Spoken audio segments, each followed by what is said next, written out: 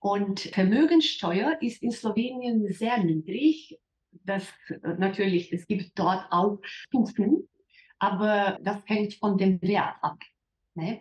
Aber man kann die Häuser, die Ferienhäuser und so weiter, diese Immobilien ist die Besteuerung sehr niedrig. Das heißt in Promillen. Das beginnt und dann kommt bis 1% des Werts. Perspektive Ausland. Der Podcast für Unternehmer und Freiberufler, die es ins Ausland zieht. Egal ob Steuerplanung, Auslandsfirmengründung oder Lifestyle-Fragen. Hier geht's jede Woche zur Sache. Und hier sind deine Gastgeber, Daniel Taborek und Sebastian Sauerborn. Herzliches Willkommen wieder auf unserem Kanal heute. Wir sprechen heute über ein kleines, aber feines Land. Und es ist ein relativ junges Land, Slowenien, erst seit 1991 unabhängig von Jugoslawien. Und so der ein oder andere hat das Land vielleicht noch gar nicht als Slowenien selbst bereist, sondern vielleicht früher nur, als es noch Jugoslawien gewesen ist. Was weiß man über Slowenien? Es ist grün, es ist wasserreich, es ist bekannt für Wintersport beispielsweise. Was wenige jetzt vielleicht wissen, dass da die älteste Weinrebe der Welt herkommen soll. Wobei ich zugeben muss, ich selber habe noch keinen slowenischen Wein gekostet. Das muss ich mir nochmal auf meine To-Do-Liste setzen. Unsere Zuschauer und Zuhörer interessieren sich aber natürlich auch für Länder. Wie schneidet Slowenien zum Beispiel ab als Wohnsitz, als Unternehmenssitz? Ist es eine interessante Alternative? Es gibt ja einige, die auswandern wollen in Länder, die nicht so weit weg sind von Deutschland, die man also mit dem Auto relativ bequem erreichen kann. Deswegen mag Slowenien für den einen oder anderen im Fokus stehen und wir hatten auch einige Anfragen. Danach freuen uns sehr, dass wir heute mal sozusagen einen Profi oder einen Experten aus dem Land selbst bei uns auf dem Kanal haben und mit Ihnen, liebe Frau Helena Devetak, sprechen können über Slowenien. Bevor wir jetzt gleich einsteigen in die Details, dann auch noch vielleicht mal sehen, was hat Slowenien für Steuern oder wieso könnte es vielleicht als Unternehmenssitz oder Wohnsitz interessant sein. Stellen Sie sich doch einmal selbst vor. Und unsere Zuschauer und Zuhörer interessiert natürlich auch, vergessen Sie das bitte nicht, warum Sie so gut Deutsch sprechen. Schönen guten Tag. Mein Name ist Helena Devetak, wie schon gesagt. Ich bin Rechtsanwältin in Slowenien. Und nämlich, ich habe vor 20 Jahren meine Kanzlei gegründet und wir betreuen viele slowenische, aber auch ausländische Mandanten. Vor allem aus Deutschland, Österreich, das heißt Dachregion, als auch aus Italien. Weil, wie Sie schon gesagt haben, Slowenien ist ein kleines Land. Es hat nur 2 Millionen Einwohner, aber die geografische Lage ist echt toll. Slowenien liegt im Herzen Europas, sagen wir gerne. Das heißt zwischen Österreich, Italien, Ungarn und Kroatien. Und stellt so einen Knotenpunkt zwischen Nord und Ost sowie Süd und Nord, Süd, Ost, West. Ne? Und ja, das ist ein angenehmes Land. Hier ist es schön zu leben. Es gibt viel Grün. Wir haben das Meer, die Berge, Alpen und Karsthöhlen. Dann haben wir Badeorte und grüne Wälder, Seen und so weiter. Und ja, alles ist sehr nah für uns. Das heißt, München ist 4 Stunden Fahrt entfernt. Wien auch ungefähr so. Mailand auch. Also man erreicht alle diese Orte sehr schnell. Und was noch ich praktisch finde, ist, dass man kann zum Beispiel die Berge oder das Meer in 1 Stunde von Ljubljana erreichen. Das heißt auch eine Qualität, ne, zum Leben. Also diese geostrategische Lage würde ich hier betonen. Wir haben gute Straßen. Und Slowenien verfügt auch mit hochqualifizierten Arbeitskräften. Ich habe das schon mehrmals gehört von meinen ausländischen Kollegen, dass slowenische Arbeiter sehr fleißig sind. Und sie sprechen auch Fremdsprachen. Fast jeder kann Englisch mindestens. Aber so ist es bei einem kleinen Volk, glaube ich. Man muss Fremdsprachen lernen. Ja, viele Leute sprechen auch 2 oder mehrere. Ja, das war doch schon mal eine schöne eine schöne Vorstellung dieses Landes. Vielleicht generell ist es, was beobachten Sie so jetzt? Also gibt es jetzt mehr Menschen, die von Slowenien aus selber auswandern oder haben Sie auch häufig mit Unternehmern zu tun, mit Leuten aus Deutschland, Österreich, Schweiz, die Slowenien als Wohnsitz wählen? Also es gibt nicht so viele, die auswandern, zum Beispiel im Vergleich zu Kroatien. Kroaten auswandern viel mehr. Aber es gibt viele Slowenen, die zum Beispiel in Österreich arbeiten und in der Nähe von der Grenze leben. Und so ist es auch in diesem Gebiet mit der italienischen Grenze. Also es gibt so einen Tag Arbeiter und sie kommen dann zurück. Aber sie wandern nicht nach Österreich oder Deutschland oder so oft. Das ist nicht, schon, aber nicht so viel. Ja. Was ist denn jetzt aus Ihrer Sicht, wenn jetzt jemand sagt, also ich überlege, in ein anderes Land auszuwandern, ich möchte also jetzt nicht mehr in Deutschland wohnen, ich möchte in ein anderes Land gehen, was würden Sie so als einen der Hauptgründe empfehlen, wo Sie sagen, kommt nach Slowenien, Slowenien ist ein ganz, ganz tolles Wohnsitzland, ihr werdet euch da wohlfühlen. Also was könnte so der Hauptgrund sein, der mich dahin zieht?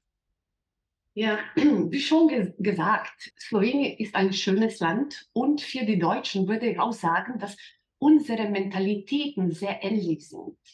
Weil, wie Sie wissen, in der Vergangenheit waren wir ein Teil von österreichischer Monarchie. Und das heißt, dass wir auch so denken wie die Deutschen oder Österreicher. Zum Beispiel, wir sind anders als Italiener. Ne? Und aus dieser Sicht finde ich das nicht so für einen großen Unterschied für einen Deutschen. Ne? Aber sonst, was die Besteuerung in Slowenien betrifft, kann ich so allgemein sagen, dass Slowenien zu den Ländern gehört mit einer der höchsten Besteuerungen der Arbeit, aber gleichzeitig zu den Ländern mit einer der niedrigsten Besteuerungen des Vermögens. Also das Vermögen in Slowenien zu haben, ist nicht so sehr besteuert. Hm. Ja, das kann auch ein Grund sein. Ja, hier kann ich noch Steuersätze beim Erbschaftssteuer oder nach Schenkungssteuer erwähnen. Und also es gibt keine Steuer für die Erben erster Ordnung. Ne? Das heißt Nachkommen, Kinder, Enkel und so weiter. Das gibt es nicht. Also das ist auch ein Vorteil. Ja, also das ist sehr interessant, weil Sie haben jetzt gerade das Thema Steuern aufgemacht. Da würde ich sagen, machen wir es an der Stelle einfach mal transparent für unsere Zuschauer und Zuhörer. Also Sie haben gesagt, zum Beispiel die Besteuerung der Arbeit ist relativ hoch in Deutschland. Wollen Sie vielleicht ganz kurz mal so ungefähr die Steuersätze sagen? Also was ist so der Höchststeuersatz für die Einkommenssteuer? Also bei Einkommen gibt es diese Stufen von 16 bis 50%. Aber was ist hier zu beachten, dass im Vergleich zu anderen EU-Ländern diese 50% schnell erreicht wird. Das heißt schon Bruttoeinkommen in Höhe von mehr als 74.000 Euro ist schon mit 50% besteuert. Hm. Ne? Das ist ziemlich Ja. niedrig, so eine höhere Besteuerung. Jetzt ist ja so, dass von unseren Mandanten, also viele unserer Mandanten, die jetzt zum Beispiel ins Ausland umziehen, die wenigsten von denen lassen sich dann dort anstellen, sondern sie gründen meistens eine Firma. Und dort ist natürlich interessant, wie sieht die Besteuerung für Gesellschaften aus, also für Kapitalgesellschaften beispielsweise oder auch für eine Einzelfirma. Wenn ich jetzt als Freelancer vielleicht nach Slowenien käme und dann dort Einkommen hätte, was erwartet mich denn da für eine Besteuerung? Mhm. Also Unternehmersteuer, Körperschaftsteuer beträgt in der Regel 19%, aber jetzt wird ein Gesetz, gemäß dem die Besteuerung jetzt 20% beträgt für 5 Jahre. Und der Grund dafür ist, dass wir voriges Jahr Überschwemmungen gehabt haben hier in Slowenien und die Schaden waren echt groß. Und deshalb ist dieses Gesetz in Kraft getreten und jetzt werden wir 5 Jahre lang 22% Besteuerung haben, Körperschaftssteuer. Und dann hoffentlich schon wieder 19%. Und ich kann über Mehrwertsteuer was sagen. Mehrwertsteuer, allgemeine Steuersatz sind 22% und dann verminderte 9,5%. Und es gibt seit 3 Jahren auch einen neuen Satz von 5%, der gilt für Zeitungen und Zeitschriften und so weiter. Mhm. Ne? Das ist Und was Sie das gerade sagen mit der Mehrwertsteuer, also das ist vielleicht generell für einige interessant, weil man, wie gesagt, man hat ja immer so verschiedene Länder auf dem Radar, wo man sagt, das käme für mich als Wohnsitz oder als Unternehmenssitz in Frage. Und Slowenien ist durchaus bei digitalen Nomaden sehr interessant, habe ich also auf einigen Seiten schon gelesen, weil es hat natürlich auch was letztendlich auch mit der Mehrwertsteuer, aber eben nicht nur mit der Mehrwertsteuer zu tun, weil halt bestimmte Kosten niedriger sind als zum Beispiel in Deutschland, Österreich, Schweiz. Also vielleicht ich kann günstiger mieten, eine Wohnung mieten oder bestimmte, wenn ich zum Beispiel ins Restaurant gehe, habe ich niedrigere Kosten. Vielleicht können Sie dazu noch ganz kurz was sagen, Sie jetzt selber, der ja vor Ort ist, wie empfinden Sie das? Also wenn man jetzt sagt, ich gehe jetzt da einmal für die Woche in Lebensmittel, im Supermarkt einkaufen oder ich gehe ins Restaurant oder miete, wie kann man da Slowenien einordnen als Wohnsitzland? also Mieten sind sehr gestiegen in den letzten Jahren, aber vor allem Großstädten. Das heißt Ljubljana, auch Brno, aber es gibt Unterschiede zwischen großen und kleineren Städten. Ne? Aber trotzdem würde ich sagen, sie sind noch immer kleiner als in Deutschland, niedriger. Und Lebensmittel ist sehr identisch. Meiner Meinung nach können Sie auch Lebensmittel in Slowenien finden, die teurer ist als in Deutschland. Ne? Also wenn man alles das berücksichtigt, würde ich sagen, ja, vielleicht ist das Leben noch immer etwas wenig teurer als in Deutschland, aber nicht wesentlich. Ne? Okay, gut. Dann haben wir jetzt an Steuern, lassen Sie uns das nochmal ganz kurz rekapitulieren. Also wir hatten die Einkommenssteuer, hatten Sie schon erwähnt, geht bis 50% und relativ zügig, also unattraktiv eher. Die Körperschaftssteuer war bis vor kurzem 19%, damit war sie etwas niedriger als der europäische Durchschnitt. Der europäische Durchschnitt liegt bei 21,5% Körperschaftssteuer. Aber wie Sie gerade gesagt haben, für die nächsten 5 Jahre eher unattraktiv dann doch wieder, weil es also dann über dem europäischen Durchschnitt liegt. Und andere Steuern zum Beispiel, ich weiß gar nicht, ob wir das jetzt ja schon erschöpfend behandelt hatten. Also wir haben noch die Erbschaftssteuer, wir haben die Schenkungssteuer beispielsweise. Da sah es ja dann etwas erfreulicher aus im Vergleich zu anderen europäischen Ländern. Vielleicht könnte das an dieser Stelle, weil wir sind gerade bei Steuern, nochmal wiederholen. So, die Erbschaftssteuer natürlich hängt von der Verwandtschaft ab. Aber was ich in Slowenien besonders attraktiv finde, ist, dass in erster Erbreihe keine Steuer gibt. Ne? Das ist so, sehe ich als ein Vorteil. Aber dann sind diese Steuer von 5 bis 30% ungefähr abgehängt von der Verwandtschaft. Ja. Können Sie da die Höhe sagen? Also ab wann gelten die 30%? Dass wir das nochmal mit einblenden können? Dritte Erbeordnung. Ach so. Also, Hm. ja. Ja. Und wie sieht es denn mit der Schenkungssteuer aus? Also Erbschaft ist ja, da bin ich ja dann schon tot, aber was ist, wenn ich jetzt meinen Kindern, meinen Verwandten zu Lebzeiten was schenken will? Das ist ganz genau. Ganz genau wie Erbschaftssteuer. Also ist genau Also identisch. selbe, ja, genau. So, und dann gehen wir nochmal auf eine ganz wichtige Steuer ein, und zwar, wie sieht es denn mit der Vermögenssteuer, mit der Kapitalertragssteuer aus? Mhm. Wenn ich jetzt zum Beispiel auf der einen Seite, ich komme als Vermögender, ziehe jetzt um nach Slowenien, was passiert mit der Besteuerung meines Vermögens? Und auf der anderen Seite ist auch interessant, ich komme nach Slowenien, habe jetzt kein Einkommen aus Arbeit, gründe auch kein Unternehmen, aber bekomme zum Beispiel Dividenden, also Kapitalerträge überwiesen. Wie wird das besteuert? Ja. Kapitalerträge sind mit 25% besteuert. Und Vermögenssteuer ist in Slowenien sehr niedrig. Das natürlich, es gibt dort auch Stufen, aber das hängt von dem Wert ab. Ne? Aber man kann die Häuser, die Ferienhäuser und so weiter, diese Immobilien ist die Besteuerung sehr niedrig. Das heißt in Promillen. Das beginnt und dann kommt bis 1% des Werts.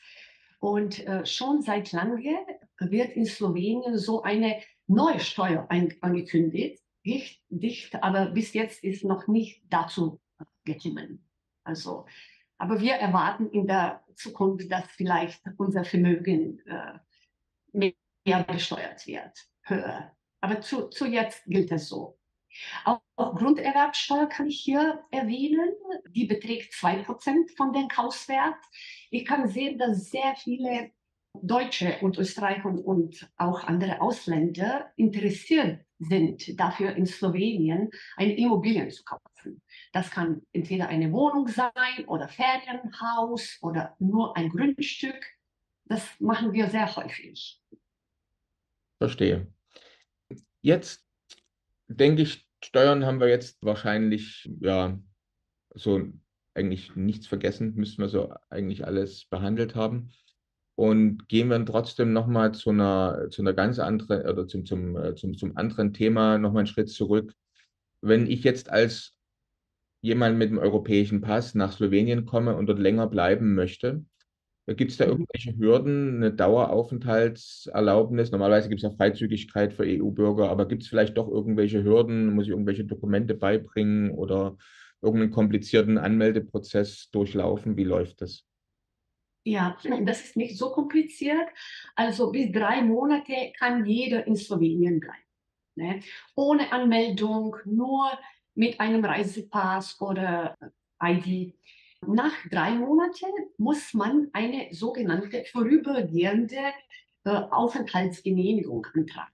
Und das macht man hier in Slowenien bei einer sogenannten Verwaltungseinheit.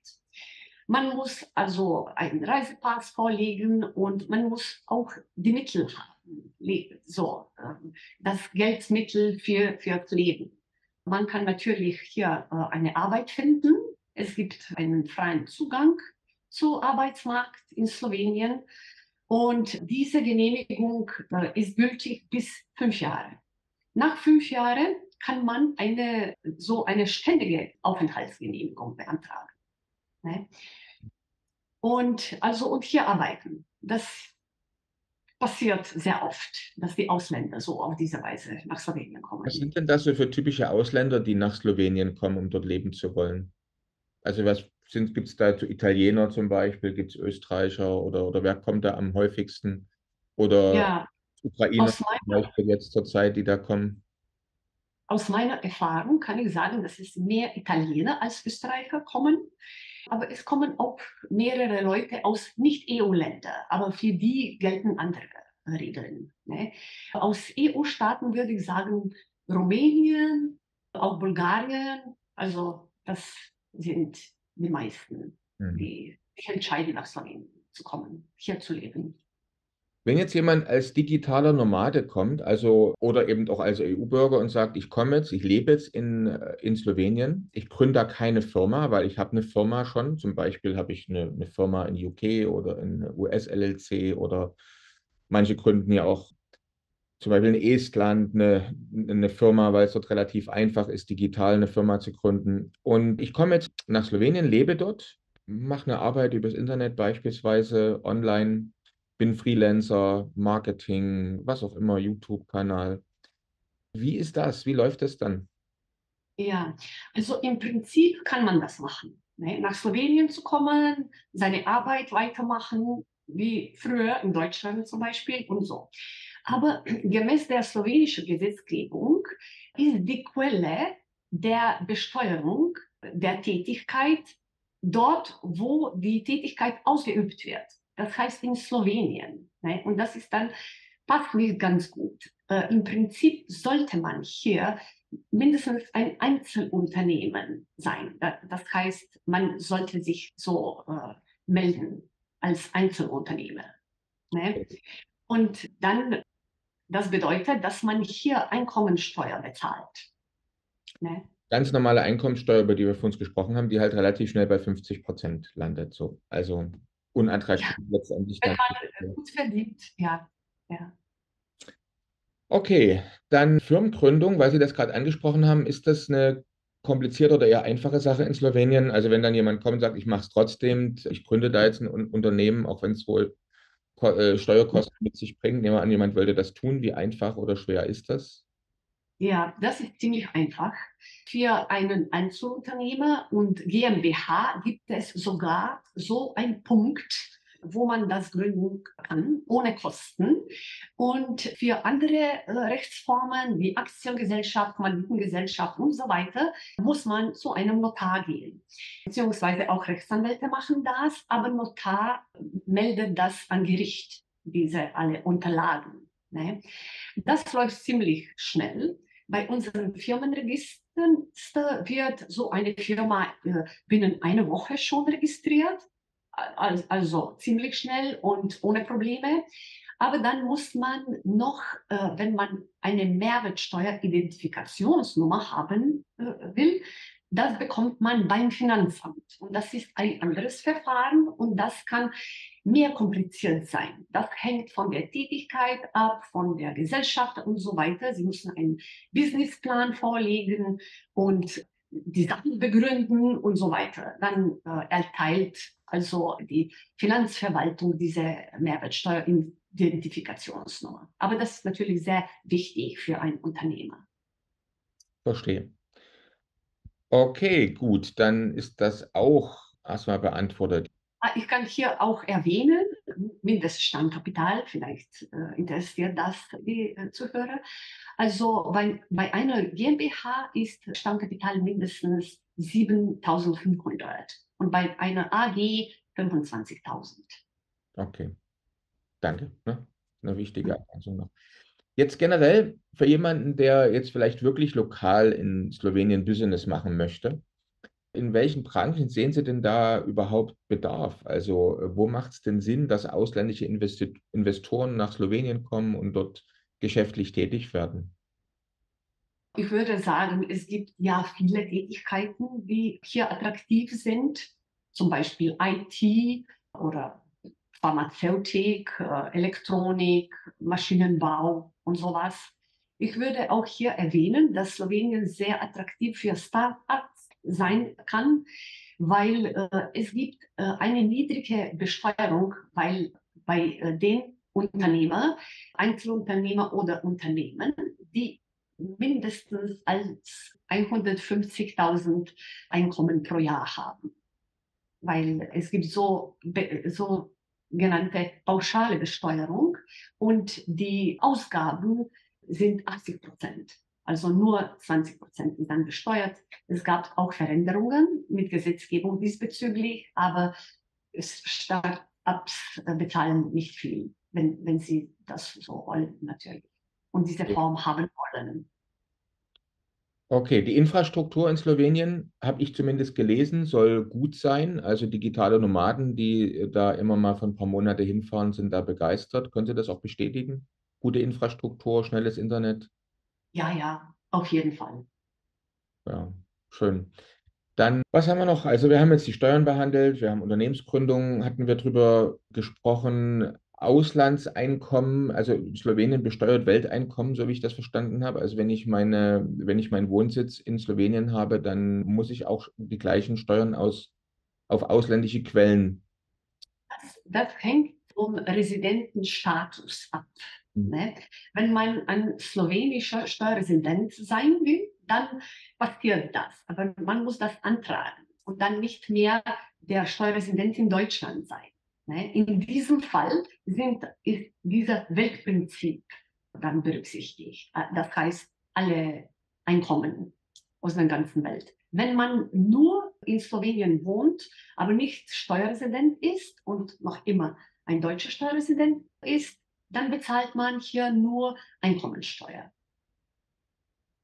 Okay. die Quelle in Slowenien hat. Für die Tätigkeit, die ich in Slowenien ausübe. Genau, Okay. genau. Gut. Dann, wie einfach ist es denn, einen guten Wohnraum zu finden? Also eine Wohnung, ein Haus zu finden, ist es eher knapp? Es gibt Länder, da ist es schwierig. Wie würden Sie das beurteilen? Komme ich gut an mit Deutschland einen guten Standard vergleichbares Haus oder eine Wohnung ran? Oder Ja, das ist ziemlich einfach und es gibt gute Standards überall. Also man findet viel über Internet. Es gibt Webseiten, die sehr reich mit dem Angebote sind. Also viele Ausländer aus meiner Erfahrung finden die gewünschten Häuser genau durch Internet. Noch eine wichtige Frage immer für viele, die in ein anderes Land umziehen wollen, ist natürlich das Thema Sozialsystem und Bildungssystem. Das heißt, fangen wir mal mit Sozialsystem und auch Gesundheitssystem an. Geht man in Slowenien zum Arzt oder geht man für dann eine größere Sache doch wieder nach Österreich, Deutschland, Schweiz zurück? Oder findet man den gleichen Standard in Slowenien? Man findet den gleichen Standard in Slowenien, das unbedingt. Es gibt auch viel privates Angebot, vor allem in den letzten Jahren gibt es Privatkliniken und so weiter. Also man findet den Arzt auf jeden Fall hier. Und die Kosten für die Krankenkasse und für Gesundheitspflege, wie würden Sie das einschätzen? Also was bezahlt man monatlich für so einen Krankenkassenbeitrag beispielsweise? Ja, es gibt gerade jetzt die Änderungen diesbezüglich. Also wir müssen uns noch gewöhnen auf neues System. Aber wenn man diese Beiträge bezahlt, wenn man hier arbeitet, dann ist das alles bezahlt. Das heißt, die Notdienst und auch was man benötigt, Operationen und alles mit Spezialisten. Ja. Wie hoch sind die Kosten für für eine Krankenversicherung ungefähr pro Monat? Haben Sie da so einen Erfahrungswert? Ja, ich glaube von ungefähr 6%. 6%. Mhm. Ja. Dann Schulsystem. Also wenn man jetzt als Deutscher zum Beispiel Österreicher, Schweizer mit seiner Familie nach Slowenien käme, gibt es da überhaupt deutsche Schulen? Kann man da Kinder auf eine deutsche Schule schicken oder ist das so? Ja, leider bin ich nicht 100% sicher, aber ich habe über deutsche Schulen noch nicht gehört. Es gibt englische Schulen, Privatschulen, ne? Das soll ich prüfen. Aber ja, die slowenische Sprache ist sehr schwierig für die Deutschen, würde ich sagen. Es ist sehr kompliziert, sehr anders. Das ist eine slawische Sprache. Mhm. Es hat nichts Gemeinsames, aber englische Schule kommen hier in Betracht. Ansonsten kann ich sagen, das slowenische Schulsystem so von größter Qualität ist sehr gut. Mhm.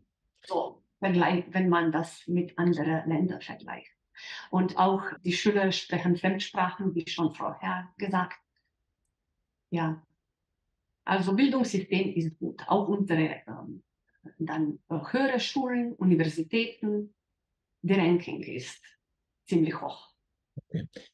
Ein Thema, das ich vorhin schon ansprechen wollte, ist aber, kommt mir gerade wieder in den Sinn, das Thema Kryptowährung. Es gibt ja auch Mandanten, Kunden, die in ein anderes Land auswandern und ihre Erträge durch Kryptotrading beispielsweise oder Ja, in Anlage von Geld in Kryptowährung ihre Gewinne oder ihre Erträge erwirtschaften.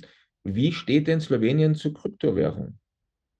also für Privatpersonen gibt es keine Steuer.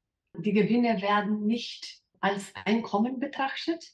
Natürlich für Unternehmen gilt das nicht. Für Unternehmen, die diese Aktivitäten mit Krypto machen, Mining und so weiter, die bezahlen Körperschaftssteuer. Ne? Und es wurde in der Vergangenheit schon ein Gesetz diesbezüglich angekündigt, aber bis heute wurde es noch nicht verabschiedet. Und diesbezüglich ist Slowenien auch attraktiv.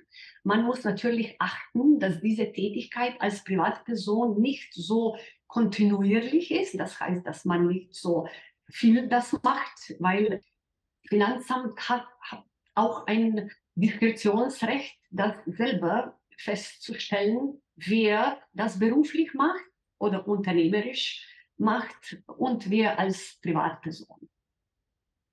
Okay. Das heißt, Kryptoerträge sind also Kryptowährungen sind nicht im Vermögen anzugeben und Einnahmen aus Kryptogewinn fallen nicht unter die Einkommenssteuer. Ne, es sei Ja, denn, wie Sie gesagt haben, ich würde es jetzt gewerblich machen, das Traden, ne, zum Beispiel. Okay. ja, ja. Ja, da haben wir doch am Ende doch noch einen von zwei, glaube ich, interessanten Punkten. Ne? Also wenn ich jetzt für mich das mal zusammenfasse, ist Slowenien durchaus sehr interessant für jemanden, der vielleicht in den nächsten Jahren plant, etwas zu vererben oder zu verschenken, weil das ist zum Beispiel aus steuerlichen Punkten wirklich sehr, sehr attraktiv. Ja. Und jemand, der vielleicht sagt, ich bin Freelancer, ich bin Freiberufler, wie auch immer, ich mache was mit Krypto für mich privat, also ohne jetzt das als Dienstleistung für andere anzubieten, der käme jetzt in Slowenien, wenn wir jetzt mal nur auf den steuerlichen Fokus setzen würden, durchaus attraktiv weg. Abgesehen natürlich von anderen interessanten Dingen. Slowenien hat Zugang zum Meer, das ist immer wichtig, oder? Und das heißt, man hat Wintersport, man hat Meer. Der Espresso schmeckt in Slowenien ähnlich gut wie in Italien. Habe ich mir zumindest sagen lassen. Ich habe ihn hab ihn noch nicht selbst getestet. Was mich jetzt nochmal interessieren würde, ich hatte ja vorhin erwähnt, es soll in Slowenien die älteste Weinrebe der Welt herkommen. Wie schmeckt denn der Wein in Slowenien? Sehr gut. Wir haben zwei größere Weingebiete und auch dann kleinere. Und einer ist in der Nähe von Italien. In Italien heißt das Collio. Und italienische Weine sind sehr berühmt, aber gleichzeitig gibt es dieselben Sorten in Italien und in Slowenien, weil das ist ein Gebiet sozusagen. Wir haben sehr gute Wein, so Rotwein und auch Weißwein. Und Mhm. auch am österen Teil von Slowenien gibt es auch ein sehr berühmtes Weingebiet. Also auf jeden Fall sind die Weine, es lohnt sich, sie zu probieren.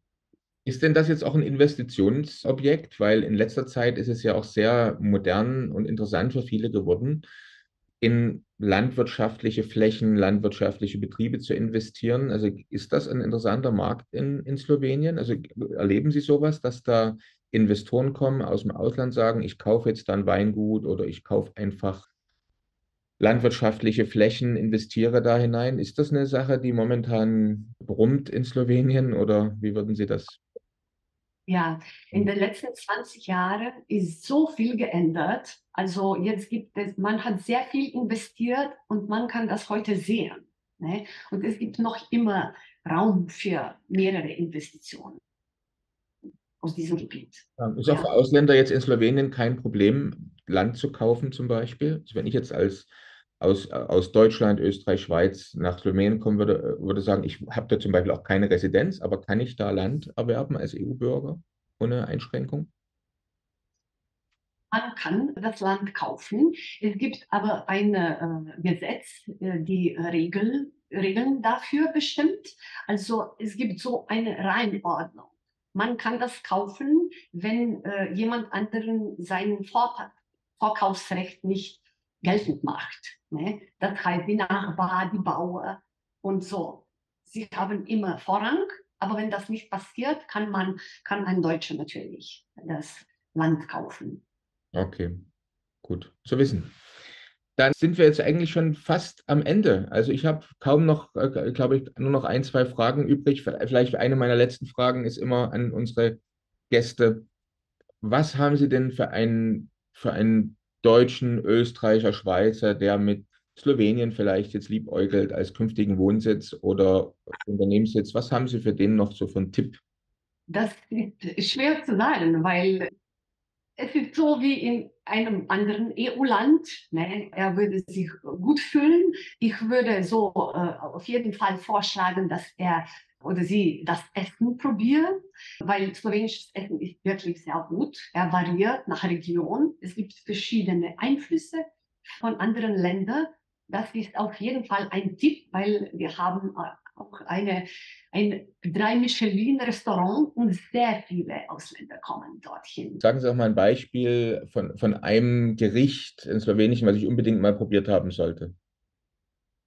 Ich würde sagen, mediterrane Gerichte sind am besten, meiner Meinung nach. Ist da irgend so ein Namen, wo Sie sagen, dieses Gericht sollten Sie berichten? Oder ich meine, geht es jetzt einfach darum, mal Oktopus zu essen oder sowas in der Richtung am Meer? Oder gibt es irgendein typisches slowenisches Gericht, wo Sie sagen, das gibt es nur in Slowenien? Weil ich sag mal, Fisch und Oktopus oder Shrimps zum Beispiel kann ich ja überall an der Ich Mittelmeer verstehe, essen. was Sie meinen, aber Meerfrüchte haben keine besondere Name, sondern zum Beispiel kleine Wurst ist so eine Spezialität, die bestimmt am meisten Deutschen gefallen würde. Okay, gut. Schön. Jetzt noch eine persönliche Frage zum Schluss. Wenn Sie jetzt, liebe Frau Devetak, selber mal doch nochmal in ein anderes Land umziehen würden, haben Sie denn irgendein Traumland, wo Sie sagen, also wenn ich Slowenien verlassen würde, das wäre ein Land, wo ich gerne auch leben würde? Leider gibt es so ein Land nicht. Ich habe sehr viel gereist und reise noch immer. Ich habe auch zum Beispiel ein Praktikum in einer Rechtsanwaltskanzlei in Deutschland gemacht, auch in Frankreich und so weiter. Aber ich würde nicht umziehen, weil hier gefällt mir wirklich gut.